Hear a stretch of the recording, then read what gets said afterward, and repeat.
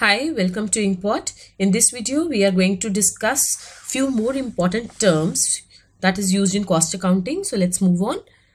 We have first is cost center. So what is a cost center? Cost center is basically it can be a location, person, item of equipment in respect of which cost may be ascertained and related to cost unit for control purposes. Now what is this cost center?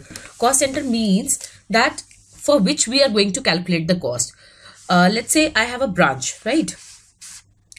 I want to calculate how much my organization is spending on my particular branch, say in Mumbai. So this will be a location. I am calculating the cost, the total expenditure incurred on a branch. So this is a location. My cost center can be a location. Now I want to know how much my company is spending on a particular manager. So here my cost center will be a person. So cost center means for which we are going to calculate the cost, right? Next, cost unit. Cost unit means per unit cost. Now in case of cement, we calculate the cost per ton, right? In chemicals, in case if we are producing chemicals, so its cost is calculated in liters. If we are producing furniture, we calculate the number of desks, number of chairs produced. So the number will be cost unit. Paint is again manufactured in liters.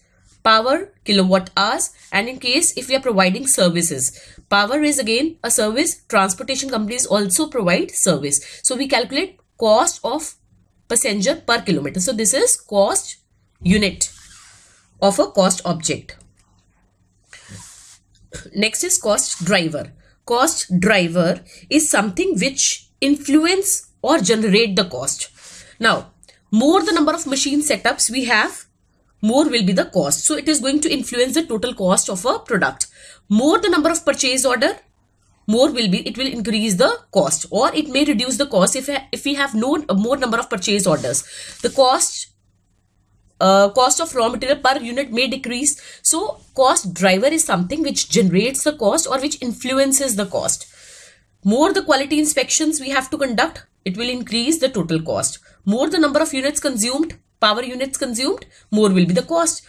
So cost driver is something which influences the cost. Now next, cost object. So cost object is an item for which cost is compiled or accumulated. Now we are calculating the total cost of a product. We are accumulating all the cost, and we are calculating cost of a service. So if we are calculating the cost of two-wheeler, it is a product. So cost object is a product. If we are calculating airline flight is service. So our cost object, we will say the cost object is a service. Now to determine the quality level of TV sets, so that means it is an activity. Metro railway construction, it is a project. So object means object can be a product, a service, or project, or an activity. Now we have discussed earlier the word cost center. Cost center means for which we are calculating the cost. Cost object again is something for which cost is being calculated. So what is the difference between cost center and a cost unit? Cost center and object. What is the difference? I mean cost center versus cost object. So let me make you clear. For example, we are making a desk. It is a product. So we will say the cost object here is a desk or a product. We need to calculate or look at different costs involved in making that particular desk. Our cost object is a desk here. So what is the total cost involved in making the desk? Now there may be several departments involved, like we cut the wood, we assemble the desk, then we paint the desk. These different departments will be cost center. So first we calculate the total cost involved in each cost center first, and then we compile it to calculate the cost of the object. So cost center is a narrower term than the cost object. Now, what are the methods of costing? First is job costing. Now, what is this job costing?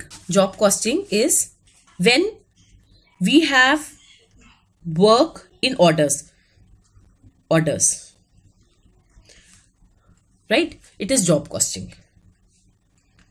Job costing is when the work is being given in orders. I told earlier also, like we have a printing press. Now, we cannot calculate the total cost of a card because the requirement of the our total cost depends upon the requirement of the customer. Say if the customer say I want visiting card of this quality, this size, this design, so cost may vary. If a customer say I want a cheaper quality card, I want a better quality card. If one customer say I want a cheaper quality card and another customer says I want better quality card, so cost may vary. So total cost depends upon the orders of the customers. So it is known as, when we calculate the cost of each order, it is known as job costing. Batch costing is when the work is being done in lots. When we make batches. So when the work is being done in lots. So it is generally in toy making industry. Process costing is when the product is manufactured by different processes. Like we have process A, we have process B, we have process C, and then the final output is being produced. So we calculate the cost of process A first, then the process B cost is being calculated, cost for process C is calculated, and then we accumulate the total cost to get the cost of the product. Single output costing is when we don't have any processes, we use the raw material, and then that raw material, by using that raw material, we get the final output. So that is known as single output costing. Service costing is generally when we do not manufacture any product, we provide services. Like for example, in case we have transportation.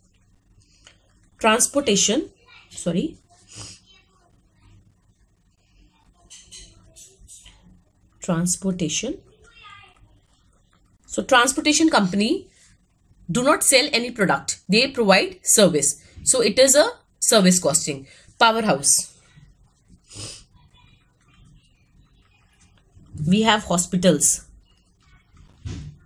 Hospitals do not sell any products, they provide us service. So these are examples of service costing. Contract costing is like when the work is done by entering into a contract. Like for example, we have here construction companies.